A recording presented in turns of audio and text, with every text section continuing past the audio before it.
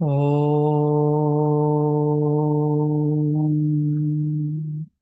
प्राणानां त्वा गणपतिगुं हवामहे कविं कवीनाम् उपमश्रवस्तमं ज्येष्ठराजं ब्रह्मणस्पतान शृण्वन्नोतिभिः सेदसादनम् श्रीवक्रतुण्डमहाकाय सूर्यकोटिसमप्रभ निर्विघ्नं कुरु मे देव सर्वकार्येषु सर्वदा सिद्धिबुद्धिशक्तिसहिता श्रीमन्महागणाधिपतये नमो नमः निर्विघ्नं कुरु ॐ महागणपतये नमः ॐ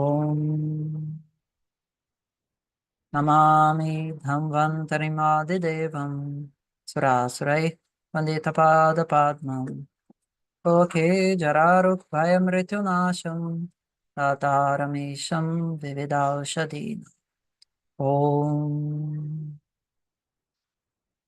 Namastê. Hoje é dia 8 de fevereiro de 2016.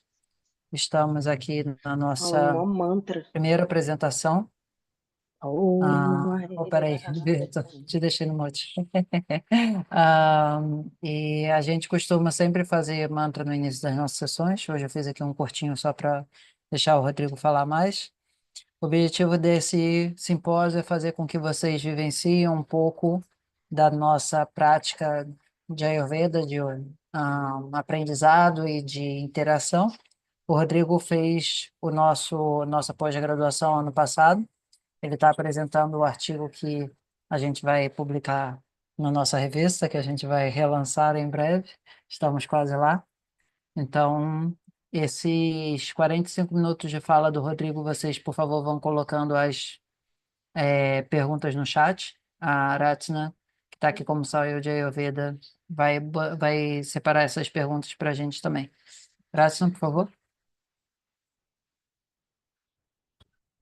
Oi, bom dia, tudo bem com vocês? A princípio, quem tem falado com vocês sou eu, por mensagens, né, pelas mídias. Bom ver vocês aqui presentes. Bom ter vocês aí, quem vai estar ouvindo a gravação. A gente vai fazer, o Thiago estava comentando, né, o sistema de perguntas. Vocês põem no chat, que no final eu agrupo as perguntas, né, para a gente ter tempo para poder acomodar todo mundo da melhor maneira possível nesse momento de tirar as dúvidas, tá? Eu que vou fazer um pouquinho a lista de presença para o pessoal que tem interesse com certificado. Tá? Eu vou estar aqui acompanhando, se alguém precisa sair e voltar, assim, né? Não tem problema, assim, não precisa estar os 100%, mas é bom, isso é uma referência para a gente, assim, para gente se acompanhar juntinho, tá? Qualquer dúvida, vocês falam comigo no chat, eu que vou estar acompanhando o chat, pode falar comigo também no WhatsApp, e, e é isso. Posso apresentar o Rodrigo já? Vai falar mais alguma coisa? Primeiro eu vou apresentar a nossa escola. A gente está. São cursos de Ayurveda, de pós-graduação, de formação de terapeutas. A gente atua já há 12 anos. Tiago atua há 12 anos como terapeuta, tem um canal no YouTube, foi um dos primeiros que começaram esse trabalho de divulgação do Ayurveda no Brasil, gratuitamente lá na internet. E esse ano a gente estamos num processo de rebrand, de se recolocar assim, né? No sentido de que hoje em dia já tem muita gente trabalhando no YouTube, fazendo esse processo de divulgação, e a gente vai começar a atuar agora num outro campo de divulgação para dando suporte no futuro, né, para os terapeutas, para o futuro do Ayurveda, digamos assim. A gente está mudando um pouquinho a área de atuação, por isso que a ideia veio de chamar de simpósio e não de seminário e não de curso, sabe assim, é uma forma de lançamento, não vou enganar vocês aqui, a gente está com as matrículas para a nossa pós-graduação, mas é um lugar que também pensa no Ayurveda como um todo, na comunicação acadêmica e na instituição dessa sabedoria tão linda aqui da Índia, aí no Brasil, para vocês. Tá? Então, é uma via de duas mãos, espero que vocês desfrutem esse encontro. É o nosso primeiro encontro, aceito feedbacks, essas coisas assim para o próximo cada vez ser melhor, assim. Então, quem tem energia de dar algum tipo de retorno vai ser super, super bem-vindo, tá bom? Então, vamos começar. O Rodrigo, o Thiago falou um pouquinho, né? Ele estudou com a gente esse ano de 2024. Ele é psicólogo, acupunturista, trabalha com terapia somática e bioenergética também, professor de Tai Chi Chuan, e atualmente ele está se especializando bastante com trabalhos com crianças, e por isso também reverbera um pouco a escolha do artigo dele, que é super interessante, certo? Bom dia, Rodrigo, bem-vindo aqui na sala. Bom Eu dia. vou pedir. Bom dia. Eu vou pedir para Thiago, põe um pin em você no Rodrigo, ou só no Rodrigo, para a gravação agora aparecer o palestrante. E aí a gente fica mais à vontade aqui. Ô, Ratna, eu posso compartilhar a tela aqui para mostrar os slides? Sim, Thiago que está com a administração, a partir de agora ele vai ficar com você. Eu volto no finzinho na parte das perguntas. Ah, tá, ok. Você, a É, princípio, já deve poder compartilhar. tá, já vi aqui. Não, vou falar um pouco primeiro, depois eu compartilho. Bom dia, pessoal. Então, escrevi um artigo, assim, para essa questão da pós-graduação, para o nosso compartilhar do Ayurveda, né? E trazendo, assim, a Ayurveda enquanto essa possível conversa com o Ocidente. Então, vocês vão ver assim tanto termos de Ayurveda quanto uma possível conversa com a psicologia ocidental. O tema que eu escolhi fazer é sobre o transtorno do espectro autista e o TDAH. Eu foquei mais no TDA, né, no déficit de atenção, do que no déficit na questão da hiperatividade do TDAH. E a ideia central, a tese, é como que as redes sociais, em especial, eletrônicos em geral, mas o foco principal são celulares, estão aumentando o número de autismo e de TDAH. Eu vou apresentar aqui.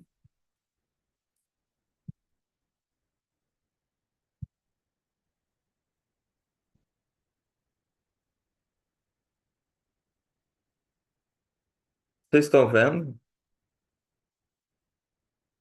Beleza.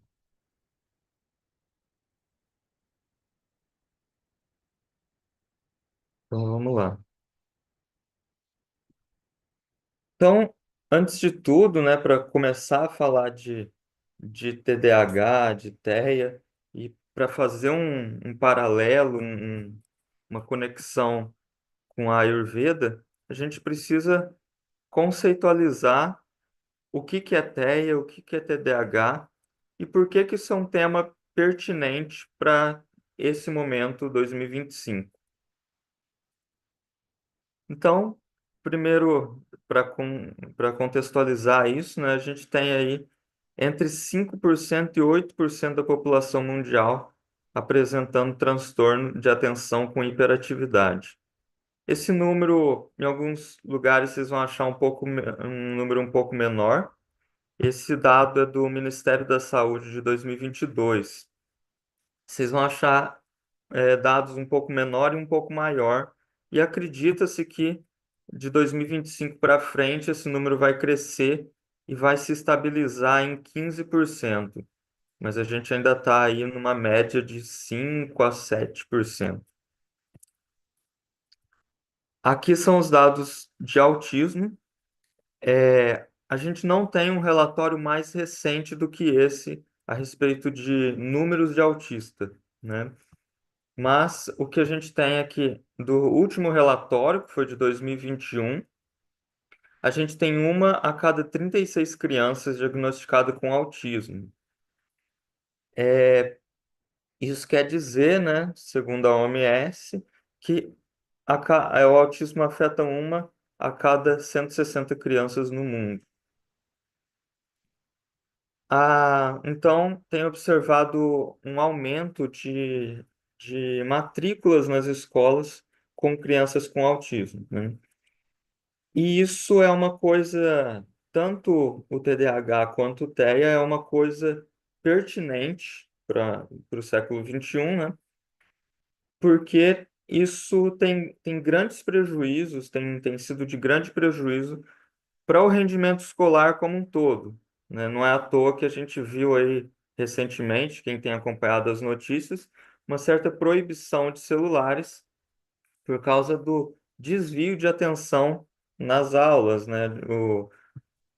Então, os professores têm enfrentado muitas dificuldades e a grande verdade é que os professores, os educadores, pais, mães, não estão preparados para lidar com os neurodivergentes. Aqui eu coloco neurodivergentes como um todo, não só TEA e TDAH, mas não tem uma preparação para lidar com isso. Então, a gente precisa começar, a pensar sobre isso, né? Aqui, né, dados da Sociedade Brasileira de Pediatria, né, 1 e 2% da população brasileira é possível que esteja dentro do espectro autista.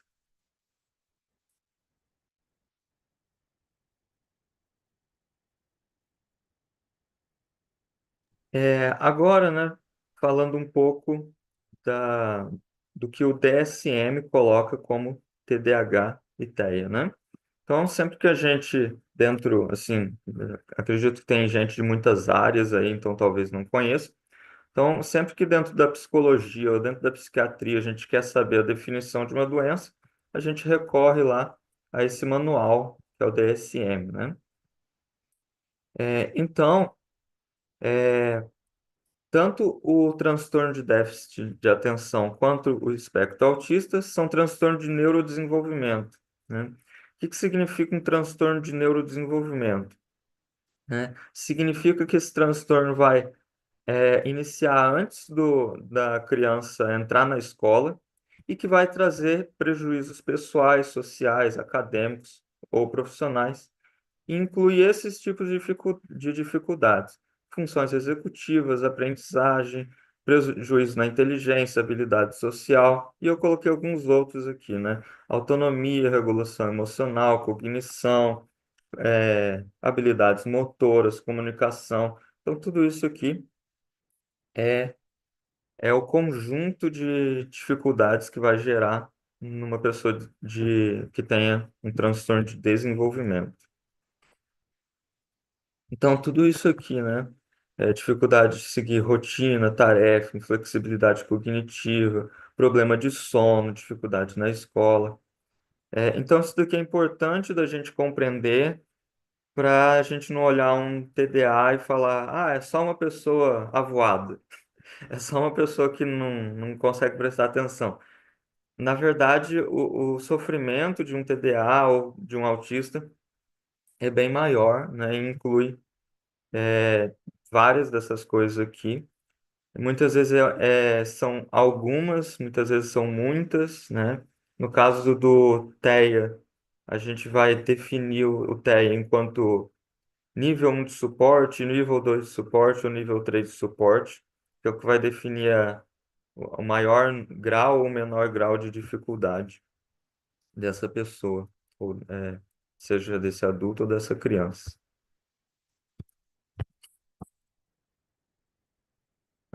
Isso aqui já foi. Aí aqui, né, eu coloquei a conceitual, aonde que a gente vai encaixar o TEA e o TDA, tá? Então a gente vai encaixar aqui o TDA e o TEA dentro da teoria da psicologia do Reich e do Lawin. O Reich e o Lawin foram dois psicólogos, foram psiquiatras também, eram médicos. O Reich, ele foi um psiquiatra pós-Freud, né, que rompeu um pouco com as ideias de Freud e foi um pouco além. Então, Freud criou todas as ideias a respeito do inconsciente. O Reich olhou para tudo aquilo e concordou de certa forma, mas começou a estudar como que esse inconsciente ou como que a mente se manifestava no corpo.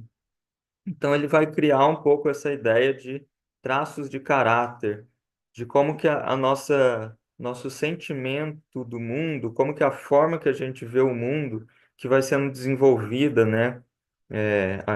Desde a infância ali, né? Que vai criar a nossa personalidade, como que isso vai se manifestar com um tipo de corpo, com um tipo corporal, como que isso vai se manifestar com tensão em determinada região. Então, vai ter pessoas que vão olhar mais nos olhos, outras vão olhar menos. Umas pessoas vão ter um corpo com um peito aberto, outras com um peito mais fechado. Então, toda essa caracterologia, né? Não sei se essa palavra existe, inventei agora. Toda essa caracterização corporal, ela está relacionada com o tipo de personalidade que a pessoa tem. O Lowen vai seguir essa teoria dos traços de caráter, das couraças corporais, mas vai acrescentar a questão da respiração dentro disso. E esse daqui de baixo que eu coloquei foi o Gaiarsa. Então, o Gaiarsa foi um psiquiatra também, um psicólogo corporal, somático, né? Que seguiu essas abordagens e que difundiu essas abordagens no Brasil. Então, se não fosse o Gaiarsa, a gente nem saberia no Brasil quem foi Reich, quem foi Lowen, né? Então, foi o Gaiarsa que popularizou essa teoria, né? O Gaiarsa foi um cara, assim, bem revolucionário dentro dessa perspectiva, né?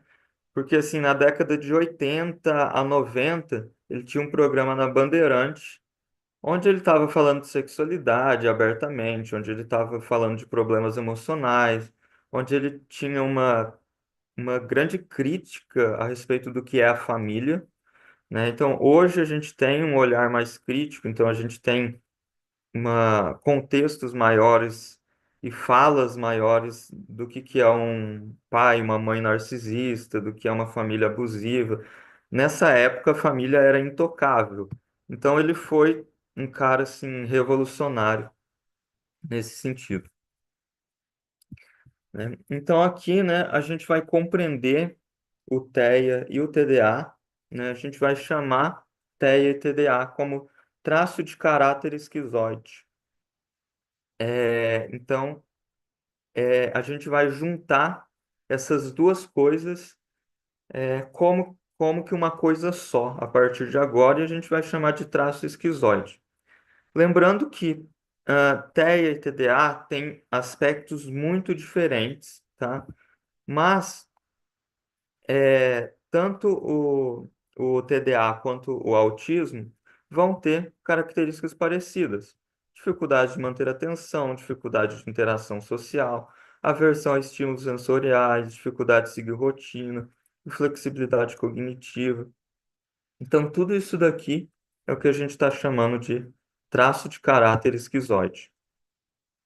Então, esse traço de caráter vai ser desenvolvido no processo de milenização. Então vai acontecer na gestação e ele vai até o primeiro mês de vida. E aí, né, quando o estado emocional da mãe se altera durante a gestação, e o corpo vai mandar menos sangue para o útero, deixando o feto duro e desconfortável, desenvolvendo assim o traço de caráter esquizoide e o medo da rejeição. E como a mielinização, né, tem a ver com o processo de formação ali do sistema nervoso, então, esse ser vai ser um ser que vai mandar muita energia para a cabeça. Então, vai ser um ser que vai pensar muito e vai ter pouca energia no corpo. Então, essa criança, né, que vai desenvolver esse medo da rejeição, vai acreditar que quanto menos ela existir, melhor. Então, a região que está sendo melinizada é o cérebro, né? Então, aqui a gente traz um pouco para o momento do nascimento, né? Dentro disso que a gente chama de caráter esquizoide, né, a couraça, né, que a gente chama do traço de caráter esquizoide, vai ser o olhar, né? Então, couraça a gente pode chamar assim de aonde que a pessoa, aonde que esse caráter, né, vai ter mais tensão, onde que vai estar localizado mais a questão toda corporal daquela pessoa. No caso do caráter esquizoide, vai ser muito no olhar, né? Então, quando a gente pensa no TEA e no TDA, esse olhar ele não está voltado tanto para fora, como se a pessoa não tivesse materializado. Ela está com o olhar voltado para dentro. Então, aqui, caráter é uma forma antiga de se referir à personalidade. A terapia haitiana entende corpo e mente como uma unidade, e esse caráter formará essa armadura chamada de couraça muscular. E também a forma da pessoa enxergar o mundo. O Gaiarsa, né, ele foi um cara que simplificou muito uma teoria complexa, né, que é do Reich e do Lauen, e o Gaiarsa fala assim, couraça é o jeitão da pessoa. Então essa é uma forma bem simples da gente entender. E esse caráter que a gente está chamando de esquizoide, ele vai se caracterizar muito pela desconexão da realidade, que é algo que a gente vai ver muito no TEA e no TDA, né? É uma criação de um mundo próprio, né? Que vai se manifestar, né, com o déficit de atenção, espectro autista. É, então aqui, né, a gente tem uma coisa muito importante do olhar dessa criança, né? Então, dentro dessa perspectiva, né, essa mãe muito provavelmente, é, como que essa criança desenvolveu o caráter esquizoide? Essa mãe muito provavelmente passou por coisas difíceis e ela estava desconectada. Ela estava ali na gestação, ela estava ali nos primeiros meses da criança, mas ela não, a energia dela, a presença dela não estava realmente ali. A energia psíquica dela estava em outro lugar. Então a criança olha para essa mãe e não encontra essa mãe. Ela encontra um olhar ausente. A criança tem a sensação de que ela foi rejeitada, né? Então vai verificar-se nessa criança um senso pobre de si mesmo e um padrão muscular tenso, né? Então vai ter uma dificuldade do corpo. Essa pessoa vai ser muito mental e pouco corporal, né? E aí que a gente vai ver o distanciamento das relações sociais e a dificuldade de expressão emocional. Isso daqui é muito comum, tanto no TDA quanto no autismo, né? E é uma das características que se começa a desconfiar de autismo ou de TDA, né? A dificuldade de interagir emocionalmente com outras pessoas. Muitas vezes esses transtornos são pessoas que vão ficar muito sozinhas, vão ficar muito no mundo interno delas, vão ter um hiperfoco, né? Então, né, aí aqui a gente começa já a entrar no nosso tema, que está mais focado em falar das redes sociais, né? Então aqui eu uso uma certa metáfora para falar disso, né? Então eu disse assim que o caráter esquizoide buscou o olhar da mãe e encontrou um olhar ausente. Nos dias atuais, a gente pode dizer que esse bebê, ao invés de buscar um olhar humano, agora está buscando por uma tela, um olho biônico, um pixel, e não exatamente uma retina, um olho vivo, né? E sendo o olho o órgão por onde a gente capta todas as informações do mundo, né? A gente está pressupondo aqui que o excesso de informações e ondas vindas dos celulares estaria ou causando ou ao menos aumentando exponencialmente o número de TDA e de autismo. E aqui eu trouxe essa fala do Gaiarsa, né? Que cada nervo óptico tem cerca de 1 milhão de fibras nervosas. Cada nervo acústico não passa de 30 mil.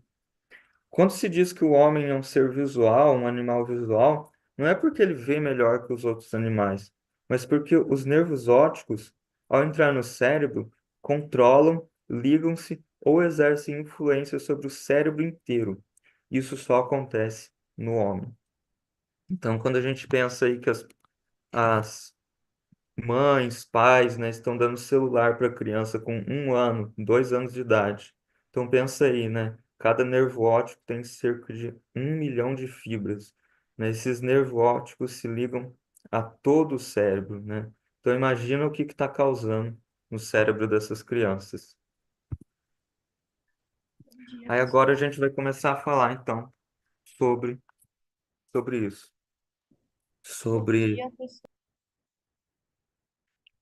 A gente vai falar especificamente sobre isso, né? Sobre tecnologia, sobre redes sociais e sobre as ondas vindas dos celulares, né?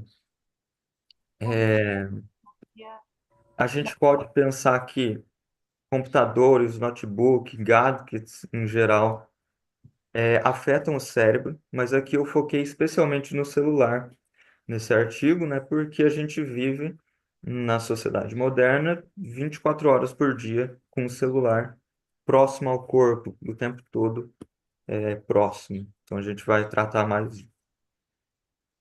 Então esse daqui é um documentário muito interessante, né? E tem uma análise da BBC sobre ele, que eu trouxe um pouco aqui. Esse documentário se chama O Dilema das Redes. Ele vai tratar mais especificamente sobre redes sociais, né? Mas é bem interessante também, traz muitas informações interessantes. Então, vai dizer aqui, né, que existem dois tipos de indústrias que chamam os consumidores de usuários: a indústria das drogas ilegais e a indústria de softwares e tecnologia. Então, essa fala já é uma fala bem chocante que eles usam no filme, que é exatamente para chocar mesmo, para trazer essa noção de que hoje a tecnologia está funcionando no nosso cérebro como uma droga, né? Então, as pessoas, de uma maneira geral, estão viciadas em tecnologia, em redes sociais. Então, essa série ela vai observar, né, que quando você sente-se letárgico depois de usar muito as redes sociais, quando você se sente disperso, não consegue mais focar no seu trabalho, quando você está viciado depois de rolar a timeline, isso não é efeitos colaterais do uso excessivo das redes. Então essa série vai mostrar, essa série não é um filme, né? É um documentário. Esse filme vai mostrar que isso tudo é proposital, né? Isso foi desenhado, isso foi pensado para manipular as nossas emoções e nossas vontades, e mudar a forma que a gente pensa e controlar como que a gente consome. Então, não é algo que é simplesmente acidental ou, ou as pessoas que os engenheiros de tecnologia e tudo mais, não é uma coisa que, eles não estavam pensando nisso, as redes sociais saíram do controle, a gente tem muitos efeitos colaterais pelo excesso. Não, não, isso foi programado para ser assim. Tem cabeças pensando e esperando que a gente se vicie em redes sociais. Então, essa fala também é uma fala do filme, que é uma fala também, né, bem interessante. Se você não paga pelo produto, então você é o produto. Então, quanto mais você passa tempo nas redes sociais, mais tempo você fica expostos a empresas e você está dando informação para as redes sociais, né? Então, assim, por que a fortuna do Mark Zuckerberg passa ali de 100 bilhões, né? E a gente não paga nada para usar o Facebook. Por que que a gente não paga nada? Porque a gente é o produto. Então, eles esperam que a gente entre ali e fique fornecendo informações para eles, né? Então, os anúncios vão aparecendo para quem tem potencial de comprar. Então, não sei se vocês já tiveram essa experiência, né, de estar com o celular ali e falar sobre um determinado produto, né? O celular está só perto de você, você nem está usando o celular, e você fala sobre determinado produto com a sua mãe, com a sua vizinha, e de repente começa a aparecer sobre esse produto no Instagram, no Facebook, começa a aparecer para você propaganda sobre isso, né? Então, isso é desenhado para que seja assim, né? Então, quanto mais cliques, tempos que você fica vendo um vídeo, curtidas e tudo mais, tudo isso vai fazendo com que as redes vão entendendo que tipo de conteúdo você gosta e que tipo de produto você gosta. O objetivo das redes é te expor a esses produtos, a essas informações a qualquer preço. Então, eles vão estimular que você esteja ali para que você compre. As redes sociais são feitas para te viciar e te manipular. Essas aqui são todas pessoas que aparecem, né, nesse filme, mostrando como que são pessoas assim que ex-Facebook, ex-YouTuber, ex-Instagram. Então, são pessoas que um dia fizeram parte desse mundo, dessa indústria, e que saíram por motivos pessoais, mas principalmente por ver dentro disso o malefício dessas coisas, né? Então, esse Asa Raskin, por exemplo, foi o cara que inventou o sistema de rolagem infinito do feed, né? Essa moça aqui, Baylor Richardson, ela ajudou a desenvolver o Instagram. Esse Tim Kendall foi um cara responsável por monetizações do Facebook. Esse Guillaume Chaslot é um francês que inventou lá o sistema de vídeos relacionados do YouTube. E esse Rosenthal foi o cara que inventou o botão de curtir do Facebook, né? E aí, né, um tipo de notícia como essa é uma notícia chocante, né? Porque o cara que criou o botão de curtir apagou todas as redes sociais do celular dele. Então, se uma pessoa que tá dentro desse meio, que ajudou a desenvolver, que é um cara que está dentro da tecnologia, descobriu, entendeu que as redes sociais são maléficas, quando a gente perde o controle delas, então deve ter alguma coisa de muito maléfico dentro desse sistema, né? Então, aqui, né, são falas também do filme, né, mas eu peguei também algumas falas da entrevista da entrevista da BBC, né, que falou um pouco a respeito desse filme. Então imagina você começar um filme que nunca termina, né? Ou começar um trabalho que nunca chega a uma conclusão. Então isso é o que acontece nas redes sociais graças a esse sistema de rolagem automática, né? Então esse é um dos sistemas que nos mantém viciados. O outro sistema vão ser as notificações, né? Então, quando você começa a perceber que isso está te deixando viciado, que você não consegue mais concluir a página de um livro, você não consegue mais concluir as coisas que você começa, né? E você vai tentar distanciar do celular, as notificações são a isca, né, para te prender. É uma outra ferramenta que vai te viciar. Então, você passa um pouquinho de tempo longe, o celular vai te dar um jeito de te jogar alguma notificação, seja do Facebook, do YouTube. Aí, as curtidas.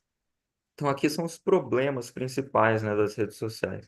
As curtidas, elogios, comentários também estão ali para te viciar. Funcionam por meio de hormônios. O principal deles é a dopamina, né, que vai mexer com a sua autoestima. Então, você posta alguma coisa e alguém te elogiou, tem tantas curtidas. Isso vai fazer com que você tenha estímulos rápidos, né, e a dopamina, né, é um sistema de recompensa, estímulo-recompensa, né? E se antigamente a gente tinha recompensa a longo prazo, né? A gente ia fazer um curso, depois de um ano, de 2 anos, a gente ia ter uma recompensa a partir disso. Hoje a gente precisa de estímulos rápidos, de um prazer muito rápido e instantâneo, né? E se antes a gente buscava esse prazer em outras formas, né? No corpo, na alimentação, na socialização, né? Com outras pessoas, nas amizades, nos círculos sociais, hoje a gente busca esse prazer por meio desses estímulos rápidos das redes sociais.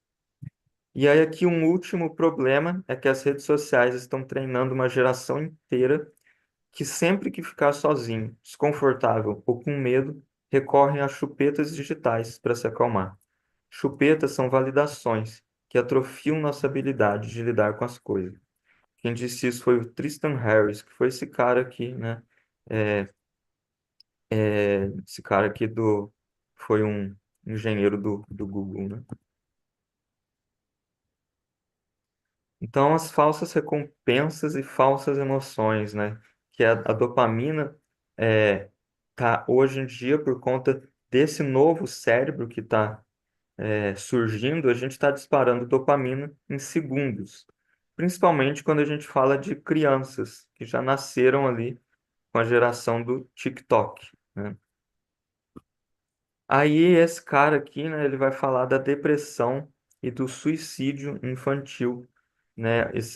O número de depressão e o número de suicídio dobrou nos últimos anos, né? E isso se deve às redes sociais, né? Então, o filme mostra que não é só um problema de uso irresponsável de cada pessoa, mas sim da irresponsabilidade das redes com a gente. Então, como que as redes têm ou não responsabilidade com os usuários, com as pessoas que estão ali utilizando. E aí, né, tem essa pesquisa, né, do MIT, né, que vai dizer, né, que vai falar, né, como que esses engenheiros criaram um sistema que privilegia informações falsas, porque as informações falsas rendem mais dinheiro às empresas do que a verdade. A verdade é chata. Então aqui tem todo esse sistema também de fake news, de informações falsas, e isso é um grande problema, né? Então, a gente aqui que está estudando Ayurveda mais profundamente, e aí você vai lá no Instagram, no WhatsApp, né? Então, sempre tem alguém falando do remédio mágico da vez, da cúrcuma com limão, disso, daquilo, né? Então, tem sempre alguma coisa assim. E isso envolve muitos outros problemas, né? Falsas verdades a respeito de política, a respeito de várias coisas, né?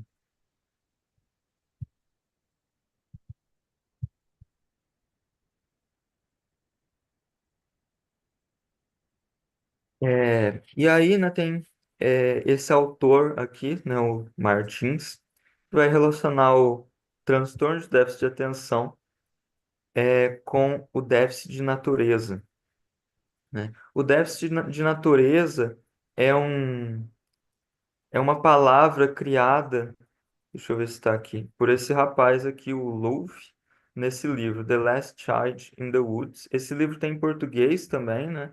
Eu peguei a referência em inglês, mas o livro em português chama A Última Criança na Natureza, que vai falar, né, sobre o transtorno de déficit de natureza, que seria essa ideia, né, da gente estar distante da natureza e próximo das redes sociais, né?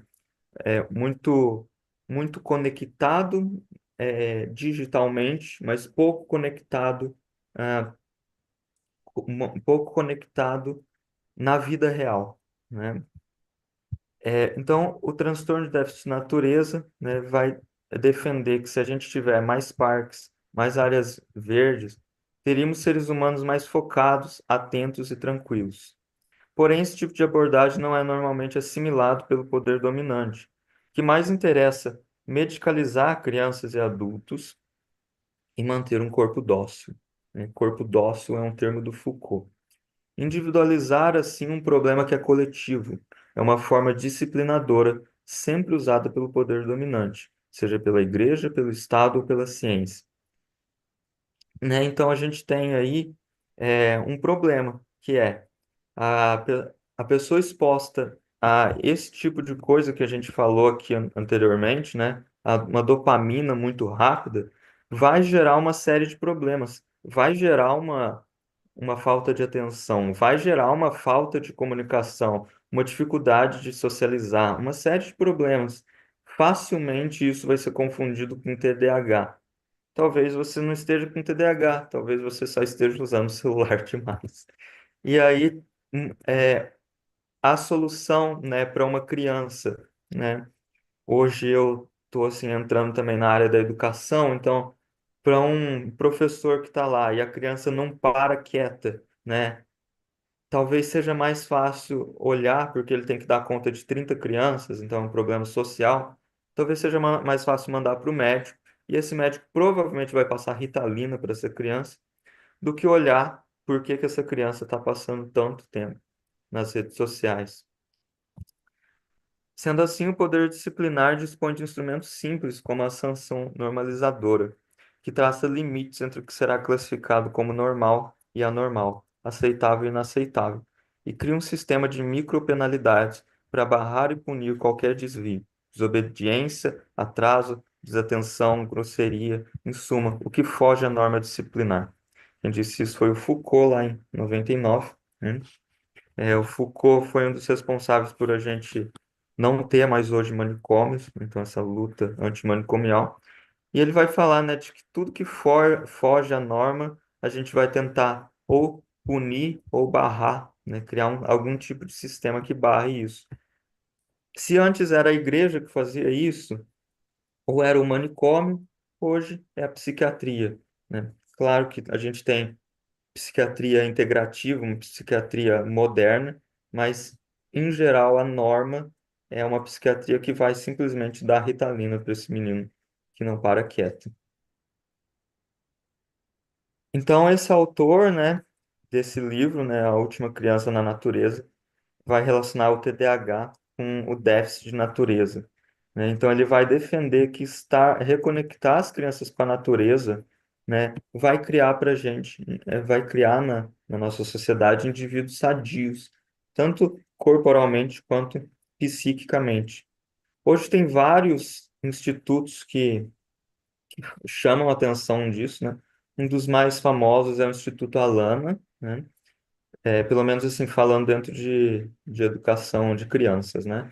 Então, o Instituto Alana chama bastante atenção para isso, né? Na criação de filhos é, dentro da natureza. E existe aí também a Sociedade Brasileira de Pediatria, que tem chamado atenção para isso, tem falado desse grande problema que é o excesso de conexão digital, né? Então, estudos sugerem que a natureza pode ser útil como ferramenta terapêutica para o TDAH, em paralelo ou, quando apropriado, até substituindo medicamentos e terapias comportamentais.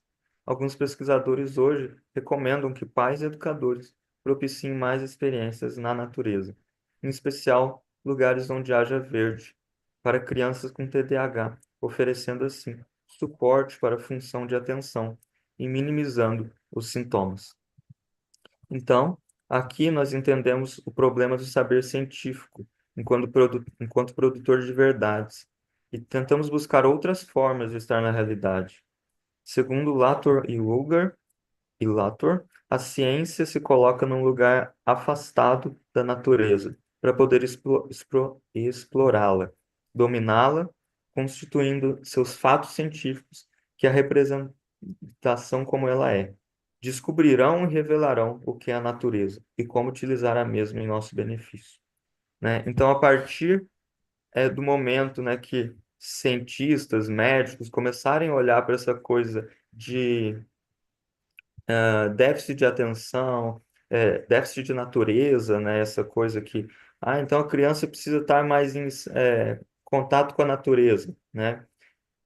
Vai, vai ser pouco tempo até isso tornar algo comercial, algo rentável, né?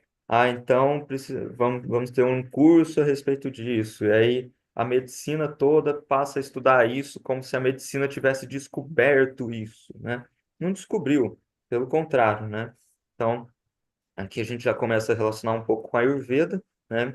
A Ayurveda, que é hoje, né, uma ciência reconhecida pela OMS, né? Então tem feito muitos paralelos com a Organização Mundial da Saúde, mas a Ayurveda, né, lá atrás, nesses tempos antigos, nos tempos védicos, já estava, já existia um saber, né, dentro dessa ideia de conexão com a natureza, né? Então a Ayurveda vai dizer dos ritos, né, que ritus, seria uma palavra em sânscrito, e que se aproxima de uma certa maneira, embora eu vejo que o saber védico é muito mais complexo do que isso, mas de uma certa maneira se aproxima com o que a gente poderia chamar dos ciclos circadianos e os ciclos naturais, né?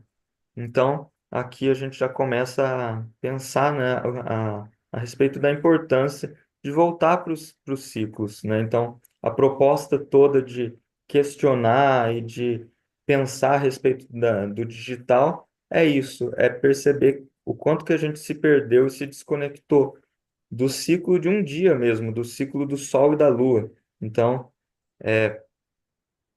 vai ter aí dentro desse simpósio, eu acho que o Namastê vai falar de insônia, né? Então vai ter toda essa questão do sono. Então, o sono é uma coisa que vai, que vai ser afetada, né, dentro do TEA, dentro do TDAH, e dentro de pessoas que usam redes sociais demais sem ter um transtorno, né? Então, a gente precisa voltar para esses ciclos, né? Os ciclos das estações, o ciclo do seu próprio metabolismo, os ciclos corporais, né? As mulheres voltar para os ciclos naturais, os ciclos menstruais, né? Então, a importância dessa reconexão com a natureza, né? Então, aqui é o que eu já falei, né? Então, na contramão da cultura ocidental, tinha os povos antigos, né? Tanto a Ayurveda quanto outras culturas tinham esse pensamento que não é um pensamento linear, é um pensamento circular, né? É um pensamento de conexão com a vida, é um pensamento de entender que tudo está interconectado, né? Então, sendo assim, é urgente retomarmos essa conexão com a natureza e seus ciclos, né? Então, um dos maiores pesquisadores sobre isso hoje é o Ailton Krenak, uma liderança indígena, né? Que vai falar, né, desse erro de acreditar que quem habita no organismo, que é a Terra, somos nós, como se houvesse uma qualidade especial. Então, a gente, como eu disse, né, então, chega aqui, né, a ciência, né, e vai falar, nós descobrimos isso, né, nós revelamos isso, né, quando na verdade você só observou e percebeu o que a natureza está fazendo, não tem nada de importante dentro disso, né?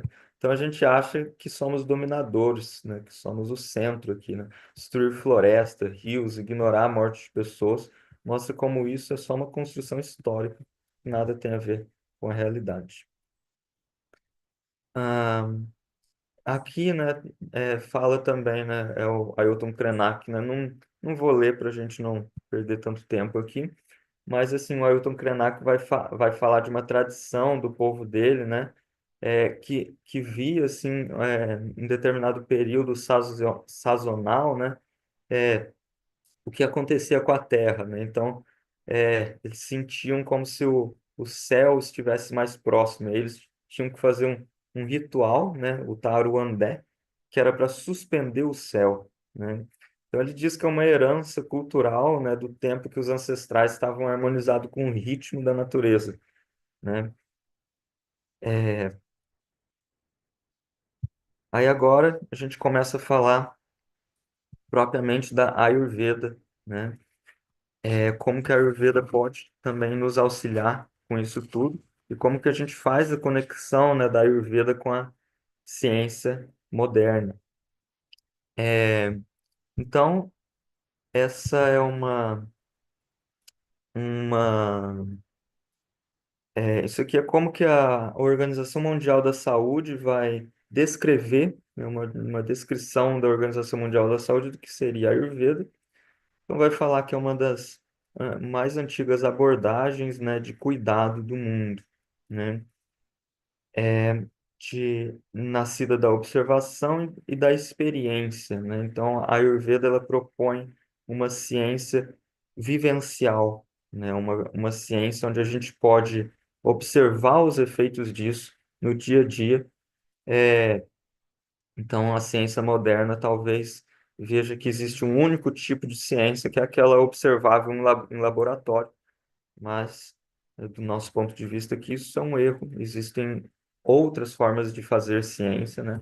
Então, a Ayurveda seria um saber, um conhecimento, uma sabedoria vivencial, né? Então, isso tudo a Ayurveda foi sendo, ah, foi sendo postulada, todo o conhecimento védico, né? A partir de um conhecimento muito empírico, muito vivencial, né? Mas, apesar disso, hoje a gente consegue fazer paralelos com uma ciência observável, calculável também, né? Então, a Ayurveda, né? Então, a OMS vai reconhecer ela e sua utilização para prevenir e curar doenças, e que não é apenas um sistema terapêutico, mas uma maneira de viver. Então, ela vai reconhecer aqui como uma forma de enxergar o mundo, né? Que não vai desvincular o corpo energético, mental, espiritual, físico. Então, isso vai ser trabalhado de uma maneira uníssona. E aqui, a OMS, da maneira dela, né, tentou falar um pouco sobre o que são os 5 elementos, que é uma coisa muito importante para nós na Ayurveda. E aqui a gente vai aprofundar um pouquinho sobre isso, né, que a gente chama dos Panchamahabhutas. Então vamos lá, né?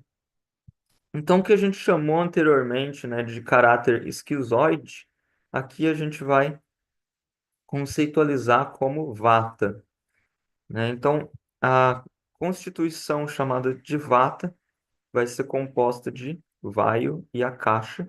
Calma aí que eu já vou explicar o que que é isso.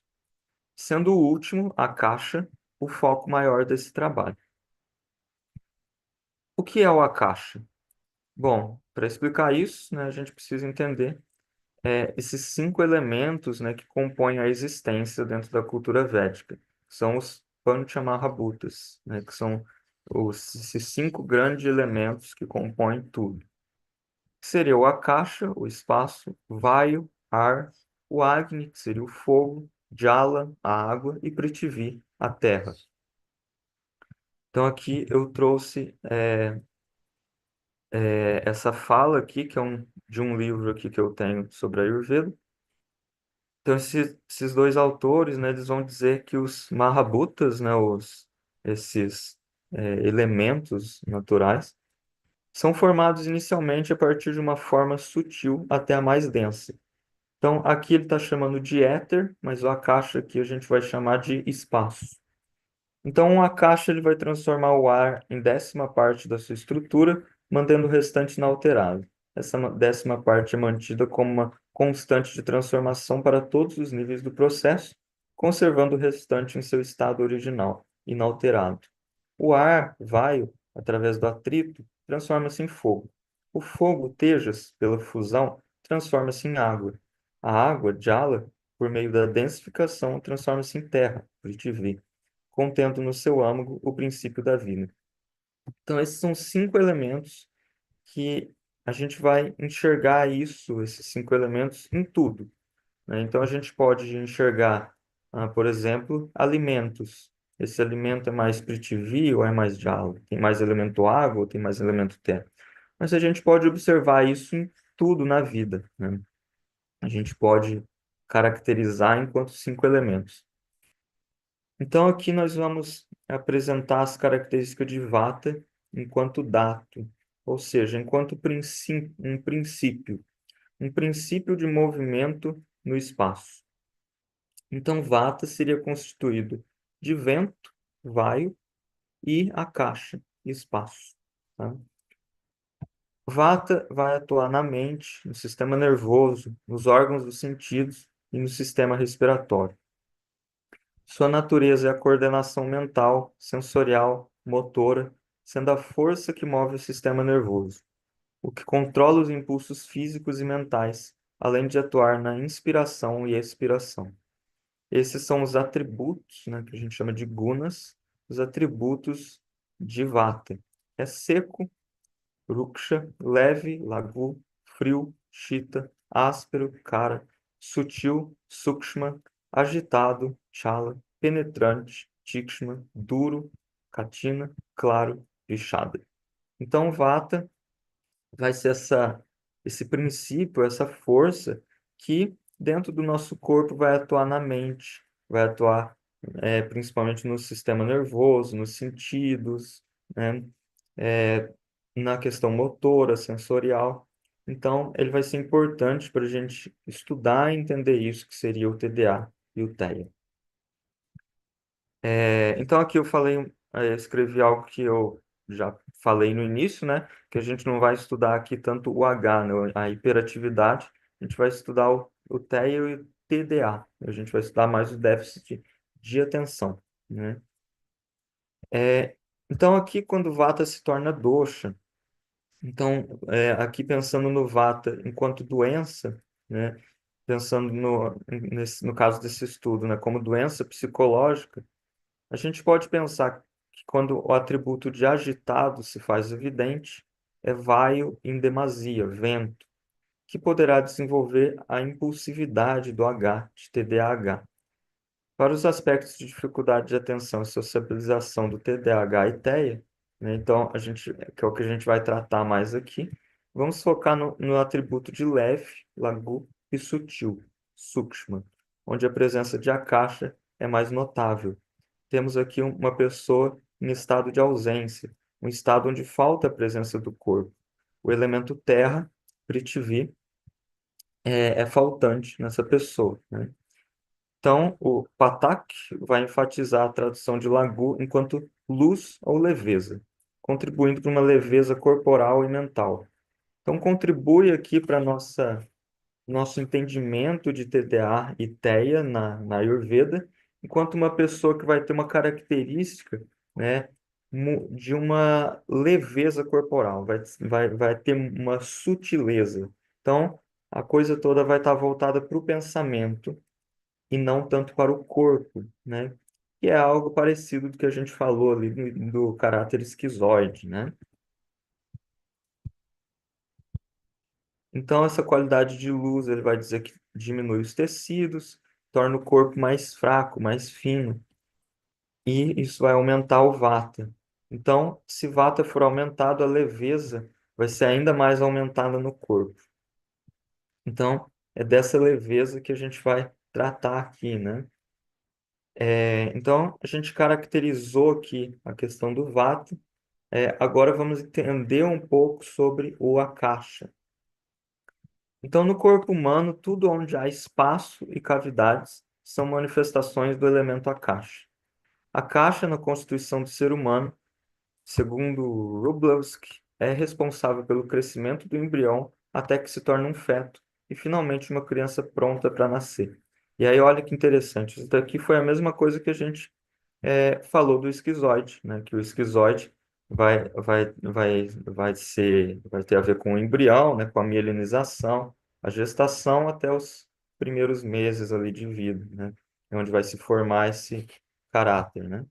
Então, eu coloquei assim, né, como caráter esquizoide, né? Então, o Akasha, né, no Mandukya Upanishad, vai ser descrito como um conceito espiritual associado ao espaço, que serve como meio para manifestação da consciência, né? Então, temos aqui a caracterização do Akasha, né? Agora vamos entender um pouco, né, isso aqui que é o fluxo de energia vital dentro do corpo, o fluxo de prana, né? Então, isso que a gente chama de pranavayu, ele vai captar as informações do ambiente e transmitir para o cérebro, servindo como um elo ao sistema nervoso. Com excesso de informações vinda de celulares e aparelhos digitais, a nossa inteligência e a capacidade de reter informações está ficando prejudicada. Então, de acordo com esses autores aqui, o prana vai ser responsável por controlar as funções de buddhi, percepção do conhecimento, indriya, sentido e órgãos motores, hridaya, coração, enquanto centro da consciência, e manas, que a gente vai traduzir aqui como mente. E Meda, né, que também tem relação com Pranavai, que seria quando o conhecimento torna-se completo, ou seja, toda a retenção do conhecimento. Poderíamos talvez comparar assim a uma memória de longo prazo. Então, todas essas capacidades vão ser prejudicadas com o uso prolongado de telas. Então, né, a gente está entendendo aqui o akasha, não só como a akasha se manifesta no corpo, mas o akasha enquanto um princípio da natureza, né? Então, se a gente olhar para o espaço sideral, assim, a gente vai ver que tem akasha lá também. Então, então, se a gente pensar, né, naquilo que se move no espaço, em algo invisível que está se movendo, né, no nosso corpo, isso estaria muito relacionado com as conexões ali do sistema nervoso. Nos celulares, né, então eu coloquei aqui, né, é, os aparelhos eletrônicos vão estar relacionados à caixa, né? Por quê? Porque a caixa tem qualidade de sukshma, ou seja, sutileza. Então, essas ondas a gente não vê, são ondas sutis. Então, aquilo que permeia onde não vemos. E o que permite as vibrações se propagarem, né? E vamos falar também de Shabda, que a tradução literal seria som, mas a gente vai entender aqui como as vibrações. Então, na ciência, a gente tem que ondas eletromagnéticas viajam pelo espaço. Então, a gente vai associar essas ondas também ao Akasha, né? Então, o entendimento aqui, basicamente, é que o Akasha que vem do celular vai aumentar o akasha no nosso corpo. E esse akasha, né, que seria espaço, vai aumentar essa noção essa noção de uma sutileza muito grande, né? Essa noção de uma leveza muito grande. E dando brecha para surgir esse déficit de atenção, para surgir esse mundo interior muito grande e falta de sociabilização, né? Para surgir uma dificuldade de um pensamento, né? Então é muito comum uma pessoa com TDAH e TEA, especialmente, mas qualquer pessoa que use muito redes sociais, ter perda de memória, né? E é isso que a gente está falando aqui do Pranavayu, né? Então, eita, acho que aconteceu alguma coisa que riscou a tela. Não sei apagar isso daqui, mas tudo bem. Então, é isso que a gente está falando aqui do Pranavayu, né? Então, vai estar relacionado com a percepção do conhecimento, os sentidos, os órgãos, o medo, né? A retenção do conhecimento. Então, basicamente, o que a gente está dizendo aqui é que o excesso de informação está te deixando burro. Está emburrecendo as pessoas. Esse excesso de conexão com redes sociais, com celulares, está nos emburrecendo, né? E aí, eu vou voltar um pouquinho para a gente lembrar aqui, né, que o Gaiarsa nos falou sobre os olhos, né? Então, ó, cada nervo óptico tem cerca de 1 milhão de fibras nervosas, né? Quando diz que o homem é um animal visual, não é porque ele vê melhor que os outros animais, mas porque os nervos ópticos, ao entrar no cérebro, controlam, ligam-se e influenciam o cérebro inteiro. Então, enquanto o Gaia está dizendo isso, né? A Ayurveda vai ter essa noção de que a gente não está digerindo, não está metabolizando só o que a gente come, a gente está metabolizando o que a gente sente, o que a gente vê também, né? Então, pensa na influência disso no nosso cérebro, né? É,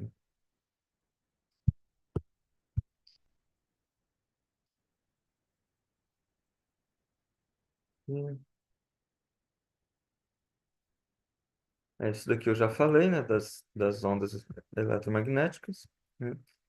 Então, aqui, né, eu trouxe aqui novamente uma pesquisa da ciência moderna, né, para conectar com isso que eu estou defendendo dentro da Ayurveda, né? Então, o que eu estou dizendo aqui é que há necessidade de um consenso maior do assunto, há sim a necessidade de uma investigação maior, de pesquisas maiores dentro da ciência, tá? existe já a Sociedade Brasileira de Pediatria, como eu disse, já fala disso, fala, olha, tem muitos prejuízos cerebrais, sociais, de você colocar um filho de 2 anos, 4 anos, 5 anos, usando muita tela, né? Porém, ainda carece de pesquisas, carece de mais pesquisas para a gente ver o quanto que isso realmente está afetando a pessoa. E principalmente se a gente pensar, por exemplo, que o excesso de uso da mãe em redes sociais, em celular, pode também afetar e causar autismo ou TDAH, né? A gente ainda precisa, para a gente pensar isso, dá para a gente pensar sobre isso, eu acho que é perfeitamente plausível, mas ainda carece de muitos estudos para a gente chegar a conclusões, né? Mas já temos aí bastante coisas interessantes sobre isso, né?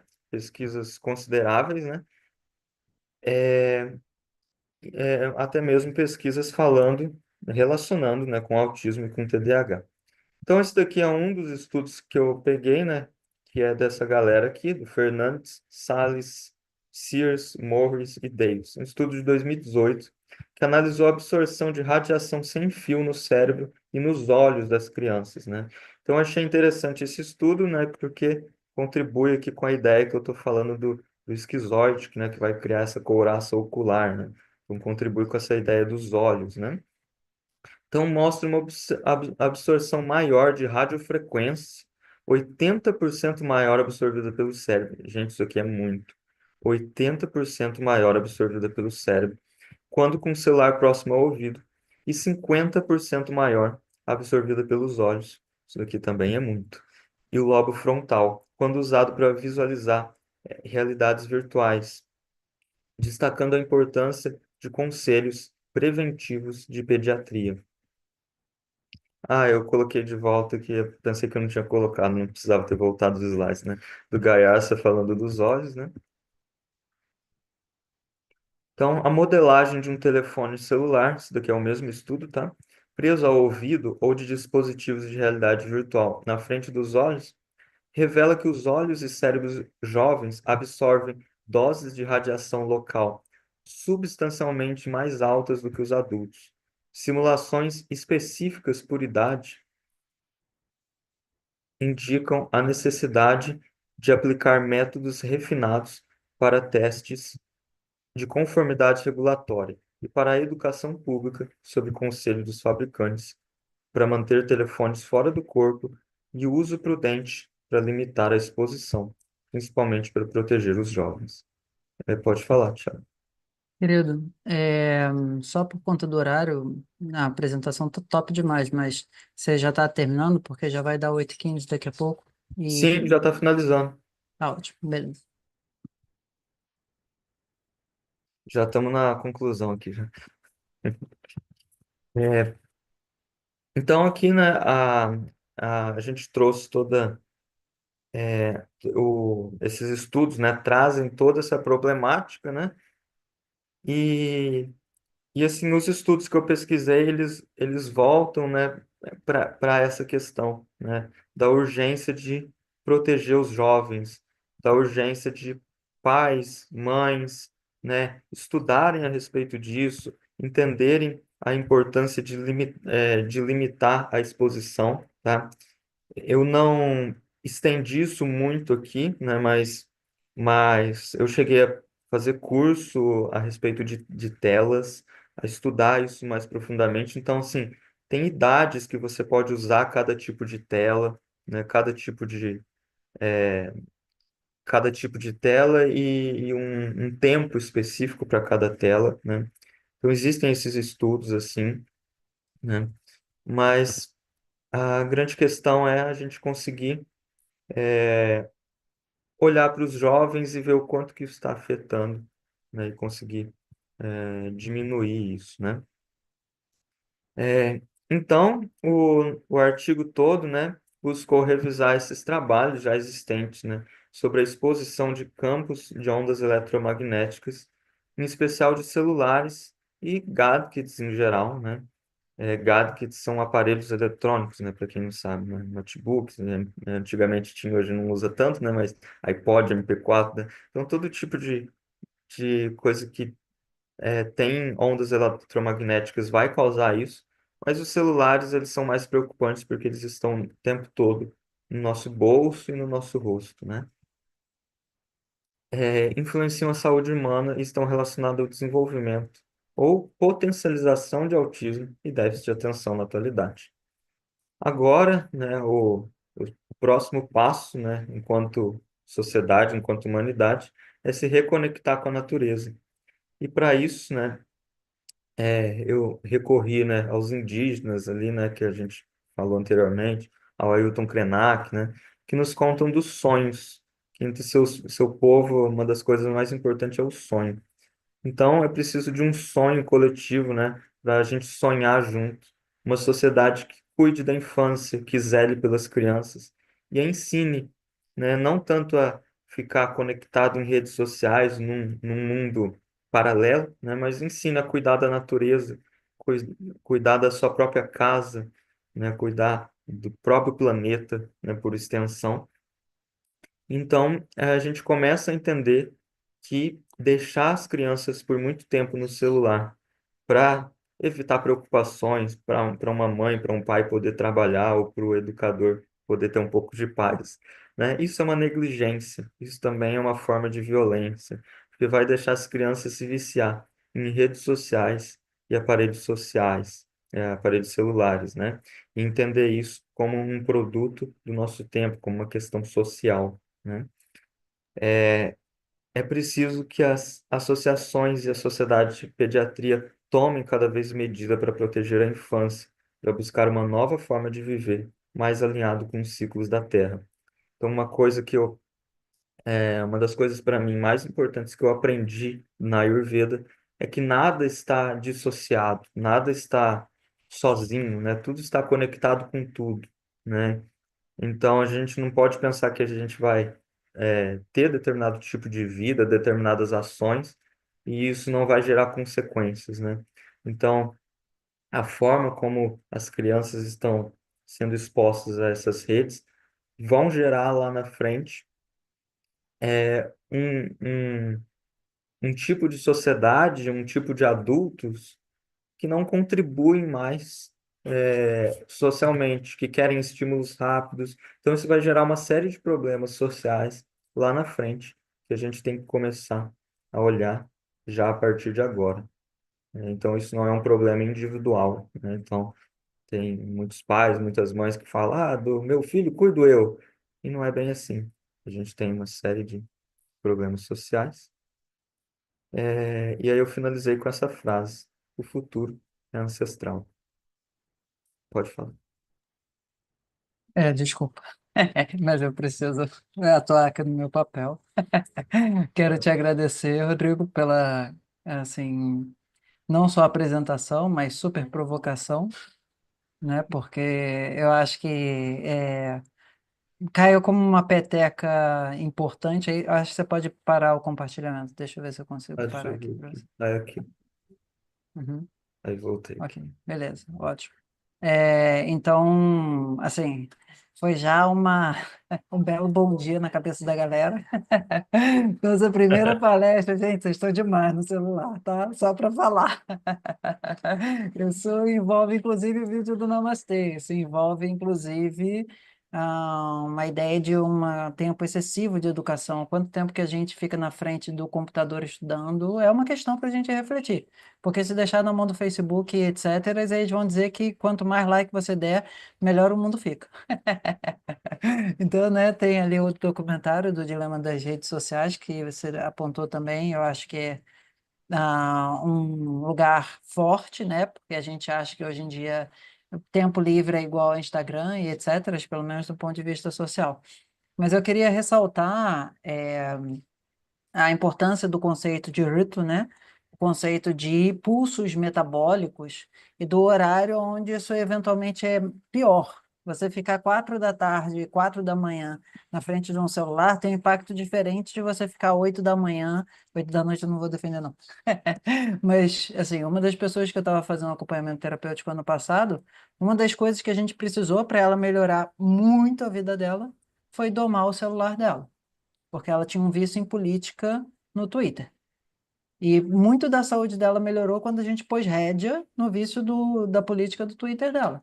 Então, essa parte do usuário também foi tapa na cara, né, mano? O negócio é ver mais pessoas assim, chacoalhando naquela. E uma coisa que eu acho que é bem legal dessa sua apresentação é que a nossa primeira sessão do nosso primeiro curso, né, que você fez no ano passado, nossa pós-graduação, o nosso tópico é a gente apresenta a Ayurveda a partir de biorritmos. A Ayurveda é muito mais do que Vata Pitta e Kapha, a Ayurveda é muito mais do que Agni, a Ayurveda é muito mais do que metabolismo. A Ayurveda é você estar conectado com a natureza, a Ayurveda é você estar conectado com a tua espiritualidade, a Ayurveda é você ser capaz de ter um tempo para ficar no Instagram, de ter um tempo para ficar dormindo de uma forma adequada, de ter um tempo para usar, inclusive, AirPod, que é um dos meus demônios contemporâneos, mas isso já é um outro, outro papo. Wi-Fi, etc., né? A gente tem todo um conceito de poluição eletromagnética hoje em dia, que é um tema importante. Pessoal, eu vou pedir para vocês botarem dúvidas aí no chat para ele, se for o caso, porque eu preciso trazer a Tati para a palestra dela também. Oi, deixa eu só corrigir aqui, gente. Parabéns, Rodrigo, ficou muito bom. Para mim está sendo super legal, porque eu não acompanho a produção do artigo em todo em si, né? Eu trabalho no projeto como orientação de estudantes, coordenadora pedagógica, eu pego só o comecinho do projeto e depois eu passo para o Thiago. E aí eu estou conhecendo aqui, assim, adorei, achei. Além do tapa na cara também, assim, pensando, né, com aquela parte do Ayurveda, sobre atributos, sobre a caixa, vocês já conseguem meio que falar, isso aqui é o que faz mal, e buscando, né, para quem já conhece um pouquinho de Ayurveda, já consegue pensar o que que é o oposto desses elementos, para ir ajudando a não remediar, né, o processo de transição. O lugar da mudança de hábito precisa sempre tomar muito cuidado de não vir para um lugar de restrição. E, o caminhar pelos opostos ajuda nessa caminhada de ir mudando, né, o celular, assim. O que que eu queria dizer de importante? A gente vai dar um intervalo só de 5 minutinhos para troca de palestrante. Sempre que possível, agora, o pessoal arrumou o nome, né? Deixe um nome bonitinho na fotinho, porque cada 15 minutos eu meio que eu tô dando um print da tela, e aí depois é legal ter a lista aqui no. Eu vou fazer uma chamadinha sempre aqui no chat, porque me ajuda, mas ter as fotinhos me ajuda também.